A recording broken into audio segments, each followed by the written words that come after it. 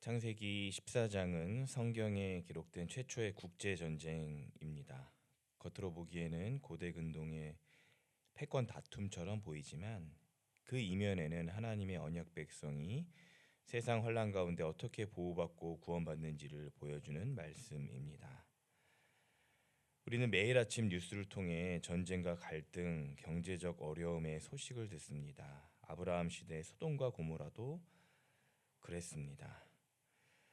오늘 말씀 전반부는 당대에 강력한 네 왕의 연합군과 소돔을 포함한 5왕의 연합군 사이의 전쟁을 말씀합니다.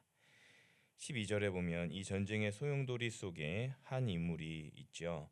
바로 아브라함의 조카 롯입니다. 소돔에 거주하는 아브라함의 조카 롯도 사로잡고 그 재물까지 노략하여 갔더라. 아멘. 롯은 눈에 보이기에 좋은 땅, 풍요로운 소돔을 선택해 떠났습니다. 그러나 그가 선택한 세상의 풍요는 안전을 보장해 주지 못했죠. 오히려 세상 심판과 전쟁이 닥칠 때 그는 포로로 끌려가는 처참한 신세였습니다. 이것이 우리에게 주는 교훈은 분명합니다. 하나님 떠난 세상 풍요는 모래성입니다. 롯의 위기는 인간의 자력으로는 도저히 빠져나올 수 없는 죄와 사망의 포로됨을 의미하죠. 우리 역시 우리 힘으로는 세상 권세와 죽음의 위협에서 벗어날 수 없는 연약한 사람들입니다. 조카 롯이 사로잡혔다는 소식을 들은 아브라함은 주저하지 않았습니다. 집에서 훈련된 318명을 거느리고 단까지 쫓아갑니다. 객관적인 전력으로는 거대 연합군을 상대하기 역부족이었죠. 그러나 아브라함은 밤에 습격하여 그들을 쳐부수고 모든 재물과 롯과 그의 권속을 찾아옵니다. 아브라함은 자기 생명을 걸고 사지로 뛰어들어 포로된 롯을 구해냅니다.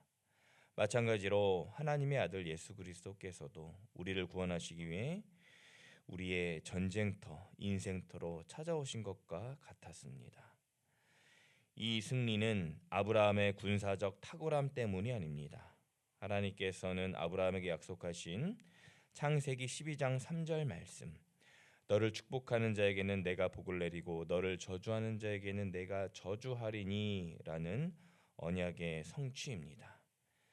하나님은 자기 백성을 구원하기 위해 역사를 움직이십니다.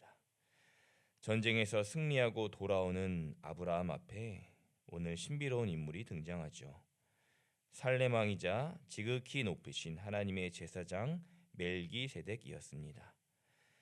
그는 떡과 포도주를 가지고 나와 아브라함을 축복합니다. 오늘 말씀 14장 19절 20절에서는 천지의 주제이시오 지극히 높으신 하나님이여 아브라함에게 복을 주옵소서 너희 대적을 내 손에 붙이신 지극히 높으신 하나님을 찬송할지로다. 아멘. 멜기세덱은 이 전쟁의 승리자가 아브라함이 아니라 지극히 높으신 하나님임을 선포합니다. 멜기세덱은 히브리서에서 증언하듯 영원한 대제사장이신 우리 주 예수님을 예표하죠. 그리고 아브라함은 이 축복에 응답하여 얻은 것의 10분의 1을 바칩니다. 이는 내 삶의 주권과 구원의 은혜가 오직 하나님께로부터 왔음을 인정하는 신앙의 고백입니다. 우리가 매일 누리는 승리와 평안은 우리의 능력이 아니라 대제사장 되신 주님의 중보와 하나님의 도우심 덕분임을 잊지 말아야 합니다. 이후 마지막으로 소돔 왕이 나타납니다. 그는 아브라함에게 사람은 내게 보내고 물품은 너가 가져가라 라며 타협안을 제시하죠. 세상적인 눈으로 보면 정당한 전리품입니다. 그러나 아브라함은 단호하게 거절합니다. 오늘 말씀 22절 23절에 천지의 주제이시오 지극히 높으신 하나님 여호와께 내가 손을 들어 맹세하노니 내게 속한 것은 실 한 오락이나 들매끈 한 가닥도 내가 가지지 아니하리라. 아멘. 아브라함은 세상 왕 소돔 왕의 도움으로 부자가 되었다는 소리를 듣고 싶지 않았습니다.